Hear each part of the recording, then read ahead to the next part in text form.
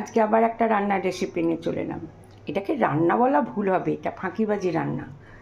এটা কি বলো তো, যারা ব্যাচেলর ছেলেরা হয় বা চাকরি করা মেয়ে অল্প বয়স গেছে, পিজিতে আছে বা নিজের একটা ছোট ফ্ল্যাট নিয়ে আছে, রান্না করতে ইচ্ছে করছে না অফিস থেকে এসে, তখন কত সহজে এটা করা যায় আর খেতে এত টেস্টি হয়।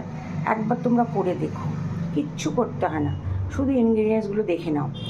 আলু, পেঁয়াজগুলোকে ভালো করে বড় বড় করে কুচি করে নেবে, টমেটো বড় বড় করে কুচি করে নেবে, কাঁচা লঙ্কা দেবে। আমি একটু শুকনো লঙ্কা পছন্দ করি বলে কটা শুকনো লঙ্কাও দিয়েছি, আর বাকি নুন আর হলুদ, ব্যাস, সিম্পল। আর তার সঙ্গে দিতে হবে সর্ষের তেল। কিভাবে করবে চলো এবার তাহলে তোমাদের সঙ্গে শেয়ার করি কিভাবে করবে। করাটা তো খুব ইজি, দেখে নাও কী করে কর। কড়াটা বসিয়ে গ্যাস জ্বেলে দিলাম, তার মধ্যে আলু আর পেঁয়াজগুলো দিয়ে দিলাম। এবার দিয়ে দিচ্ছি এর মধ্যে যা মশলা নিয়েছিলাম, এই যে টমেটো কুচি, পেঁয়াজ, কাঁচা লঙ্কা, শুকনো লঙ্কা, হলুদ আর নুন, সব দিয়ে দেবো এর মধ্যে, কিচ্ছু বাদ থাকবে না। কেননা এইগুলোই তো এর আসল জান, আর কিছু না। তোমরা একবার করে খেয়ে দেখো, বুঝলে? এইবার এইগুলোকে হাত দিয়ে ভালো করে চটকে নিতে হবে, একটুখানি একটু ভালো করে চটকে নেবে। গ্যাসটা আমি কিন্তু জ্বালিয়ে রেখেছি, তোমরা আবার জ্বালিয়ে রেখো না।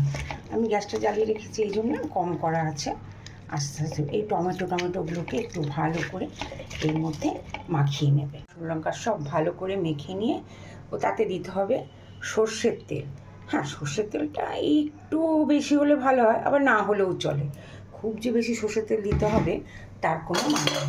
এগুলোকে সর্ষের তেল দিয়ে বিনা গ্যাস জেলে ভালো করে নাড়িয়ে নেবে, ঠিক আছে?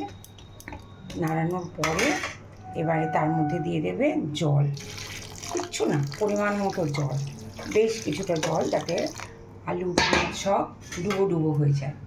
এবার সেইগুলো ডুবন্ত জলের মধ্যে দিয়ে ব্যাস রান্না কমপ্লিট হবে। এবারে নুনটা খালি একটু চেখে নেবে যে নুনটা ঠিক মতো হলো কি না, এইভাবে ফুটতে দেবে, বুঝেছো?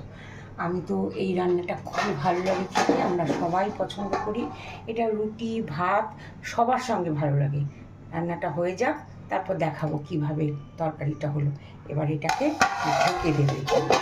গ্যাসে একটু দেখে নিতে হবে, একটু নাড়িয়ে যে কতটা সেদ্ধ হলো, কী বৃত্তান্ত, কেমন আছে জিনিসটা।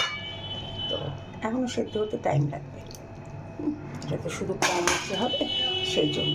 তো হোক, চলো আমরা একটা গল্প করে নিই। দেখো রান্না কমপ্লিট। চায় ভাত দিয়ে খাও, চায় রুটি দিয়ে খাও, খেতে তো ডিলিশাস। আর আমি কি দিয়ে খাচ্ছি দেখবে এখন। আর এই রান্নাটার নাম হলো বাটি চচ্চড়ি। খেতে ভালোবাসো বলে।